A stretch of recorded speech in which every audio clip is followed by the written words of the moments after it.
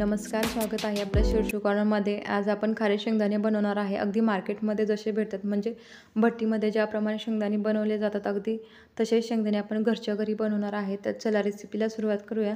तर कढईमध्ये पाणी घेतलेलं आहे, त्याच्यामध्ये 1.5 चमचा मीठ टाकून घेऊया। मीठ थोडंसं जास्तच वापरायचं आहे किंवा मग पाणी खारट होईल इतपत आपल्याला मीठ टाकायचं आहे, जेणेकरून शेंगदाणे शिजवल्यानंतर त्याच्यामध्ये आतपर्यंत मीठ हे मुरलं जाईल। मार्केटमध्ये 2 प्रकारचे शेंगदाणे अवेलेबल आहेत। एक म्हणजे हे सोलापुरी शेंगदाणे अगदी डार्क रंगाचे असतात आणि थोडेसे मोठे असतात, आणि दुसरे म्हणजे पांढरट कलरचे थोडेसे छोटे शेंगदाणे। पण तुम्हाला जर मार्केटसारखे खारे शेंगदाणे हवे असेल तर तुम्ही सोलापुरी शेंगदाण्याचा वापर करू शकता। छोट्या शेंगदाण्याचा वापर केला तरी चालेल, परंतु ह्याचा रिझल्ट अगदी छान असा येतो। पाणी उकळलेलं आहे तर आपण शेंगदाणे टाकून घेऊया। इथे 2 वाट्या शेंगदाणे टाकून घेतलेले आहे आणि वजनी प्रमाणात म्हणाल तर अर्धा किलो आहेत। आता गॅसची फ्लेम आपल्याला मीडियम हाय करायची आहे आणि शेंगदाणे मधून हलवून चांगलं सुरकुत्या पडेपर्यंत शिजवून घ्यायचे आहेत। तर जवळजवळ इथं 6 मिनिटं झालेले आहेत आणि शेंगदाण्याला मस्त अशा सुरकुत्या पडलेल्या आहेत, म्हणजे शेंगदाणे आपले मस्त असे शिजलेले आहेत। आता आपण हे काढून घेऊया।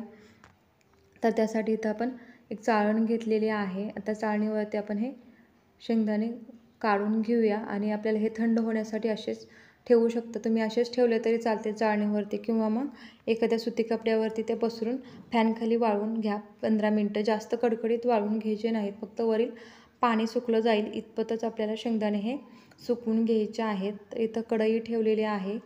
आता कढईमध्ये मी मीठ टाकून घेतलेलं आहे। भट्टीमध्ये वाळूचा वापर केला जातो, आपण इथं मिठाचा वापर करणार आहे। एक 4 ते 5 मिनिटं चांगलं आपल्याला मीठ चांगलं गरम करून घ्यायचं आहे आणि गरम झाल्यानंतरच आपल्याला हे शेंगदाणे टाकायचे आहेत। तर मी तर थोडेसे शेंगदाणे टाकून घेतलेले आहेत। जर कढई मोठी असेल तर तुम्ही एकदम सर्व शेंगदाणे भाजून घेतले तरी चालतील, परंतु इथं कढई थोडी छोटी असल्यामुळे आपण बॅचेसमध्ये शेंगदाणे भाजून घेणार आहे। गॅसची फ्लेम इथं मी लो ठेवलेली आहे आणि लो फ्लेमवरतीच आपल्याला शेंगदाणे हे भाजून घ्यायचे आहेत। कुठेही गॅसची फ्लेम वाढवायची नाही आणि कंटिन्यूस असं हलवायचं आहे। तुम्ही थोडं जरी हलवायचं बंद केलं तरी शेंगदाणे लगेच करपण्याची शक्यता असते, त्यामुळे कंटिन्यूस असं हलवायचं आहे। त्याचबरोबर मी तो लोखंडी कढईचा वापर केलेला आहे, कारण मिठामुळे भांडी लगेच खराब होतात। तुम्ही नॉनस्टिक कढईचा वगैरे अजिबात वापर करू नका, कारण नॉनस्टिक लगेच खराब होण्याची शक्यता असते। त्यामुळे लोखंडी कढईचा शक्यतो वापर करा, शक्य असेल तर। इथं आपल्या शेंगदाणे अगदी साल निघायला लागलेले आहे, म्हणजे तडतडलेले आहेत। तर इथं मस्त असे हे शेंगदाणे आपले भाजून तयार झालेले आहेत। तर काढून घेऊया। तर इथं एका झाऱ्याच्या सहाय्याने आपण काढून घेऊया, जेणेकरून मीठ खाली राहील आणि शेंगदाणे वरती येतील। या पद्धतीने अगदी मस्त कुरकुरीत असे हे शेंगदाणे भाजून तयार झालेले आहेत। आता थंड झाल्यावर आणखी कुरकुरीत असे होतील। तर राहिलेले शेंगदाणे पण आपण याच पद्धतीने थोडे थोडे करून भाजून घेऊया। फक्त लक्षात घ्या की शेंगदाणे आपल्याला मंद गॅसवर साल निघेपर्यंत भाजून घ्यायचे आहेत।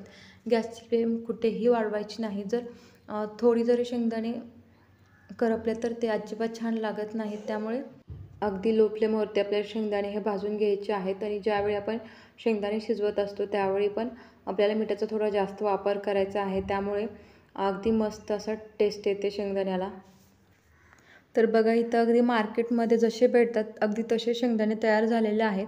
हातामध्ये आपण थोडं जरी दाबलं तरी त्याची साल निघून जाते, म्हणजे अगदी मस्त असे हे शेंगदाणे तयार झालेले आहेत। तर तुम्ही उपवासाला वगैरे किंवा असंच खाण्यासाठी शेंगदाणे तयार करून हवाबंद डब्यामध्ये स्टोअर करून ठेवू शकता। तर ही रेसिपी नक्की घरी ट्राय करा आणि जर रेसिपी तुम्हाला आवडली असेल तर लाईक करा, शेअर करा, सबस्क्राईब करा आणि त्या बेल आयकॉनला प्रेस करा। Thanks for watching.